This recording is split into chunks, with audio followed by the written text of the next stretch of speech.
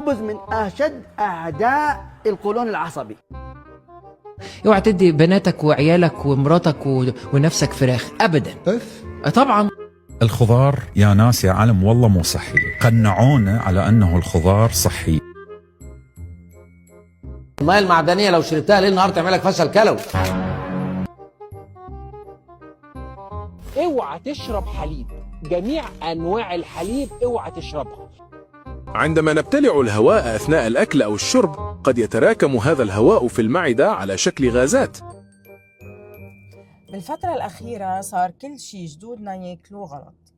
ناس تطلع لك تقول لك الحليب مضر، ناس تقول لك الخضرة مضرة، ناس تقول لك لا الدجاج أو اللحمة وهكذا. طيب يا جماعة، إذا كل شي غلط كيف زمان كانت الأمراض والسمنة أقل من هلأ؟ عن جد زهقنا من الناس يلي بتحكي بس للمشاهدات والشهرة من دون أي تخصص. إذا بدكم تعرفوا شو المناسب لإلكم، الحل مش بفيديو 30 ثانية ولا بالسوشيال ميديا. الحل تراجعوا دكتور غدد صماء أو دكتور تغذية موثوق فيه، تعملوا تحاليل وتتابعوا مع حدا فهمان بجسمكم واحتياجاتكم وشو الطريقة الصحيحة للأكل من دون أي حرمان.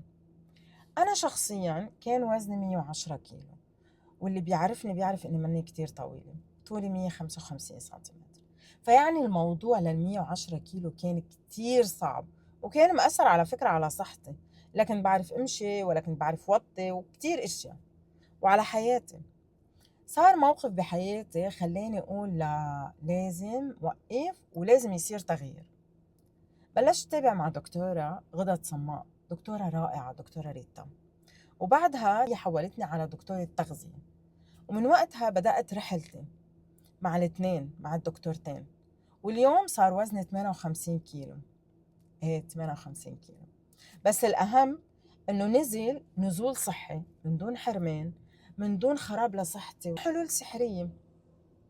صار لي تقريبا حوالي 5 سنين بهاي الرحلة، والشي اللي تعلمته إنه التوازن أهم من الترند. وبصراحة وصفات وأكلات جدودنا كانت أقرب للطبيعة وللبساطة من كتير اشياء عم نشوفها اليوم. المشكلة مش بالأكل الحقيقة، المشكلة بالمبالغات والمعلومات الغلط يلي صارت مليانة بكل مكان. توازن بالأكل، رياضة وصبر هن الحل، ومتابعة مع دكتور هو هيدا الحل الحقيقي عشان تقدروا تعملوا المستحيل. جدودكم وتابعوا مع دكتور وبلشوا رحلتكم، لأنها رحلة بتستاهل، صدقوني.